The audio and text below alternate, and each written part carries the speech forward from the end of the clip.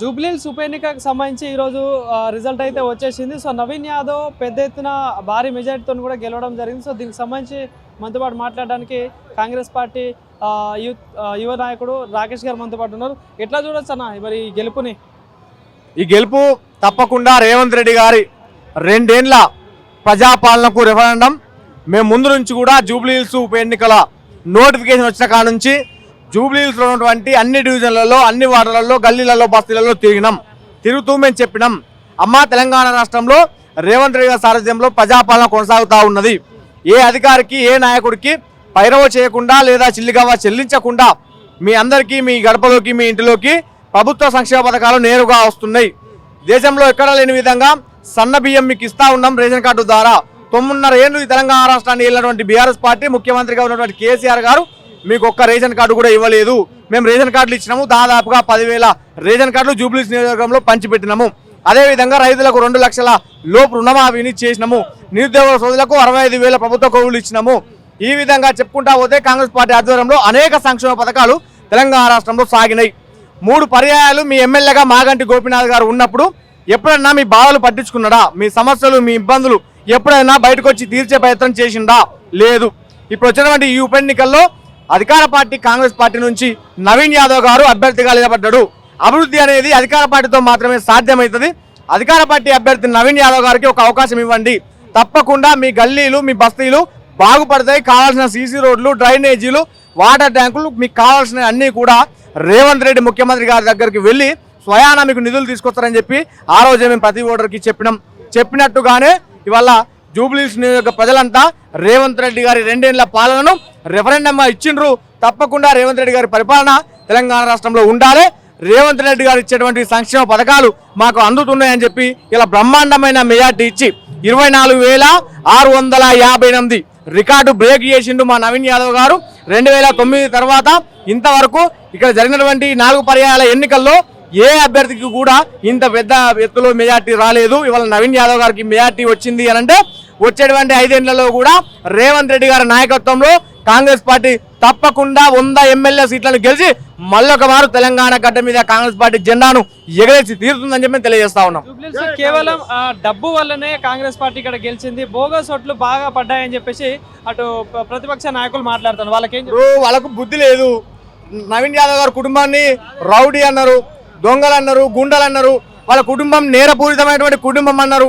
ఇవన్నీ మాట్లాడినా జూబ్లీహిల్స్ నియోజకవర్గ ప్రజలు స్పష్టమైన ఆధిక్యంతో మెజార్టీ ఇచ్చి నవీన్ యాదవ్ గారిని గెలిపించారు. ఇంకా కూడా ఈ అసత్య ప్రచారాలను, అబద్ధాలను మాట్లాడడం మానుకుంటే తెలంగాణ రాజకీయ ముఖ చిత్రంలో కొద్దో గొప్ప మీకు చోటు ఉంటుంది. లేకుంటే మాత్రం తప్పకుండా తెలంగాణ ప్రజలు శాశ్వతంగా తెలంగాణ రాజకీయాల నుంచి మీ బీఆర్ఎస్ పార్టీని తప్పకుండా బొంద పెడతారని చెప్పి తెలియజేస్తా ఉన్నాం. కేసీఆర్ ఏమో ఫామ్ హౌస్ కు పరిమితం అయ్యిండు.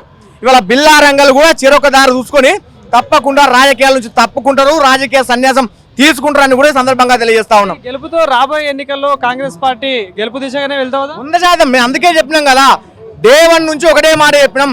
నిజంగా తెలంగాణ రాష్ట్రంలో ముఖ్యమంత్రి రేవంత్ రెడ్డి గారి సారథ్యంలో సాగుతున్న ప్రజాపాలన, ప్రజలకు సంక్షేమ పథకాలు అందించిన మాట నిజమే అయితే పేదోడు 3 పూటల రేవంత్ రెడ్డి గారు ఇచ్చేటువంటి సన్న బియ్యంతో బువ్వదిని కడుపు నింపుకుంటున్న మాట నిజమే అయితే మా సోదరి మహిళలకు 500 లోపు ఇలా 3 సిలిండర్ ఇచ్చి 200 యూనిట్ల లోపు ఉచిత కరెంటు ఇచ్చిండు అని అంటే మా మహిళా సోదరి మహిళలు ఇవాళ ఆర్టీసీ బస్సుల్లో ఉచితంగా తిరుగుతున్నారు అంటే మా రైతులకు 2 లక్షల రూపాయల రుణమాఫీ జరిగింది అంటే మా నిరుద్యోగ సోదరులకు 65,000 ప్రభుత్వ నౌకర్లు వచ్చినాయి అంటే దీని అంతటికీ కారణము రేవంత్ రెడ్డి గారి 2 ఏళ్ల పాలన రెఫరెండము.